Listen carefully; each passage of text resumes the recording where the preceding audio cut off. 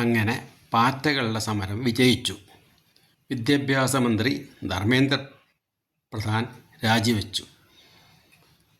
ഇന്ത്യയിലെ പ്രതിപക്ഷങ്ങൾ മൊത്തം ആഹ്ലാദത്തിമിർപ്പിലാണ്. നരേന്ദ്രമോദിയെ തോൽപ്പിക്കാൻ കഴിഞ്ഞല്ലോ, വലിയ കാര്യമാണ്. യഥാർത്ഥത്തിൽ ഈ പാറ്റ സമരം നീറ്റ് പരീക്ഷ പേപ്പർ ചോർന്നതിൻ്റെ അടിസ്ഥാനത്തിലാണല്ലോ ഉണ്ടായത്. ഈ ഇത്തരം ചോദ്യ പേപ്പർ ചോർച്ചകൾ പണ്ടും ഉണ്ടായിട്ടുണ്ട്. അന്നൊന്നും ആരും ഇത് അറിഞ്ഞിട്ടില്ല. കാരണം അന്നത്തെ ഗവൺമെൻറ്റുകൾ മാധ്യമങ്ങൾക്ക് പണം നൽകി വശത്താക്കി നിശബ്ദരാക്കുകയാണ് ഉണ്ടായത്. ഏതെങ്കിലും ഒരു പത്രത്തിൻ്റെ ഏതെങ്കിലും ഒരു ഭാഗത്തൊരു കോളത്തിൽ ഇത്തരം വാർത്തകൾ കണ്ടാലായി, അത്ര തന്നെ. പക്ഷേ കാലം മാറിയപ്പോൾ മാധ്യമ പ്രവർത്തകരെക്കാൾ കൂടുതൽ ഇപ്പോൾ സോഷ്യൽ മീഡിയ പ്രവർത്തകരാണ് ഉള്ളത്. അതുകൊണ്ടാണ് ഇത്തരം ന്യൂസുകൾ വളരെ വിപുലമായി പ്രചരിക്കുകയും എല്ലാ വിദ്യാർത്ഥികളും ഇത് അറിഞ്ഞ് പ്രവർത്തിക്കുന്നതും. ഇങ്ങനെ ഉണ്ടായതിൻ്റെ ഫലമായിട്ട് ഡൽഹിയിൽ വളരെയധികം ഒരു മാസത്തോളമായിട്ട് വളരെ പ്രശ്നങ്ങൾ നടക്കുകയായിരുന്നല്ലോ.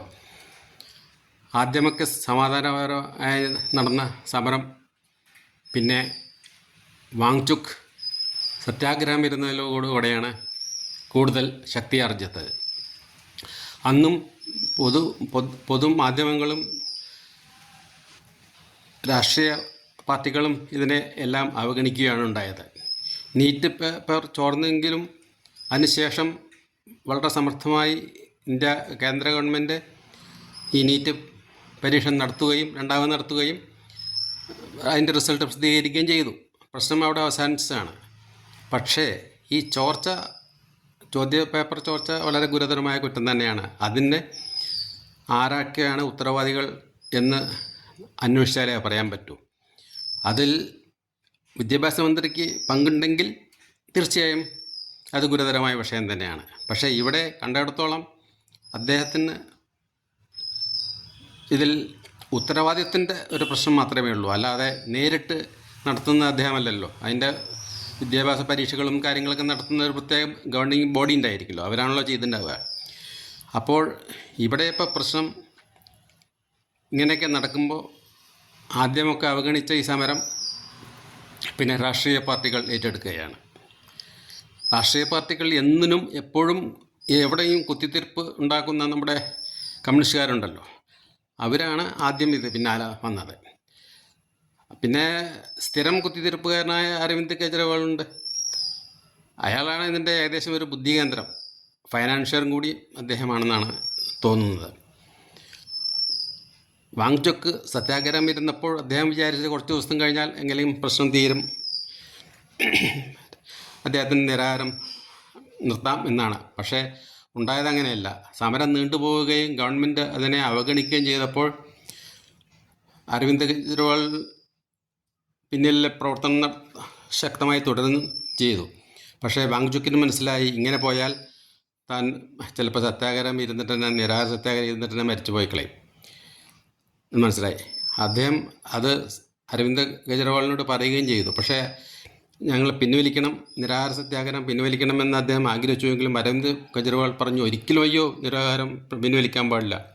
കാരണം അരവിന്ദ് കെജ്രിവാൾ ഇദ്ദേഹത്തിൽ വാങ്ചുക്കിൽ ഒരു രക്തസാക്ഷിയെ കാണുകയാണ് ചെയ്യുന്നത്. പണ്ട് ഭാഷാ അടിസ്ഥാനത്തിൽ സംസ്ഥാനങ്ങൾ രൂപീകരിച്ചതിന് മുമ്പേ ആന്ധ്രയിലൊരു ശ്രീരാമുലു പറഞ്ഞൊരാൾ നിരാഹാര സത്യാഗ്രഹം ഇരുന്ന് മരിക്കുകയുണ്ടായി. അദ്ദേഹം ഒരു ആരംഭശൂരത്തിന് നിരാഹാരം തുടങ്ങിയെങ്കിലും അത് അവസരമാക്കി ചുറ്റുമുള്ള ആളുകൾ ഇദ്ദേഹത്തെ ഭക്ഷണം തീരെ നിരോധിച്ച് അങ്ങനെ രക്തസാക്ഷിയാക്കുകയാണ് ഉണ്ടായത്. അതേപോലെ ഒരു രക്തസാക്ഷിയാക്കാം വാങ്ചുക്കിനെ എന്ന് അരവിന്ദ് കെജ്രിവാൾ കരുതി. പക്ഷേ ഉണ്ടായതെന്ന് വെച്ചാൽ അദ്ദേഹം ഉടനെ കോടതിയിൽ പോവുകയും കോടതിയുടെ ഉത്തരവ് പ്രകാരം അദ്ദേഹത്തെ ആസ്പത്രിയിലാക്കി ജീവൻ രക്ഷിക്കുകയും ചെയ്തു. അതിനുശേഷമാണ് ഏറ്റവും വലിയ പ്രതിപക്ഷ പാർട്ടിയായ കോൺഗ്രസ് രംഗത്ത് വരുന്നത്. അവർ അരവിന്ദ് കെജ്രിവാളിന് ഈ സമരം കൊണ്ടുണ്ടാകുന്ന നേട്ടം ഇവർക്ക് കോൺഗ്രസ്സിന് പ്രതിസന്ധി ഉണ്ടാക്കുമെന്ന് മനസ്സിലായി കോൺഗ്രസ് സമരത്തിൻ്റെ നേതൃത്വം ഏറ്റെടുക്കാൻ തീരുമാനമായി. അതിൻ്റെ അടിസ്ഥാനത്തിലാണ് കോൺഗ്രസ് പ്രസിഡന്റ് ഖാർഗെയുടെ പിറന്നാളാഘോഷത്തിൽ പങ്കെടുക്കാനെന്ന വ്യാജേന ഒരുപാട് കോൺഗ്രസ്സുകാരെ ക്ഷണിക്കുകയും പെട്ടെന്ന് തന്നെ അവരെ നിരോധിത മേഖലയായ പ്രധാനമന്ത്രിയുടെ വസതിയിലേക്ക് മാർച്ച് നടത്തുകയും ചെയ്തത്. ഒരിക്കലും അത്തരം നിരോധിത മേഖലകളിൽ ആരും പോകാൻ പാടില്ലാതാണ്. വേറെ ആര് പോയാലും വെടിവെക്കുമായിരുന്നു. പക്ഷേ ഇവർ രാഷ്ട്രീയക്കാരാണല്ലോ, വലിയ നേതാക്കന്മാരുമാണ്. അതുകൊണ്ട് മാത്രമാണ് അവരെ അവിടുന്ന് മോഡി ഗവൺമെൻറ് മാറ്റിയത്. അവസാനം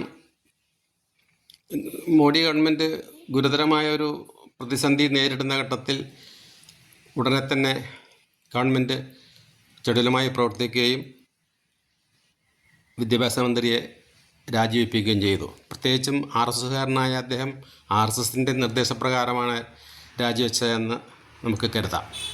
ഏതായാലും ഈ പ്രവൃത്തി വെറും ഒരു നീറ്റ് ചോർച്ച എന്നുള്ള കവിഞ്ഞ് അന്താരാഷ്ട്ര ഗൂഢാലോചനയുടെ കേന്ദ്രമായി ഈ സമരം മാറുകയും അത് ഇന്ത്യ ഗവൺമെൻറ്റിൽ തന്നെ ഭീഷണിയാവുകയും ചെയ്ത ഈ സന്ദർഭത്തിൽ വിദ്യാഭ്യാസ മന്ത്രി രാജിവെച്ചത് എത്രയും ഉചിതമായിപ്പോയി. അതുകൊണ്ട് തന്നെ ഈ സമരത്തിൻ്റെ ഫ്യൂസ് ഊരിയ മാതിരിയായി. അതുകൊണ്ട് തന്നെ പ്രതിപക്ഷക്കാർ ഇപ്പോൾ അർമാദിക്കുന്നുണ്ടെങ്കിലും യഥാർത്ഥത്തിൽ ഇവിടെ ജയിച്ചത് മോഡി തന്നെയാണ്, സംശയമൊന്നുമില്ല. അദ്ദേഹത്തിൻ്റെ ദൂരവീക്ഷണം ഉള്ളതുകൊണ്ട് മാത്രമാണ് ഈ പ്രതിസന്ധി വളരെ വേഗം പരിഹരിക്കാൻ കഴിഞ്ഞത്. അദ്ദേഹത്തിന് എപ്പോഴും സർവൈശ്വര്യങ്ങളും നേരുന്നു.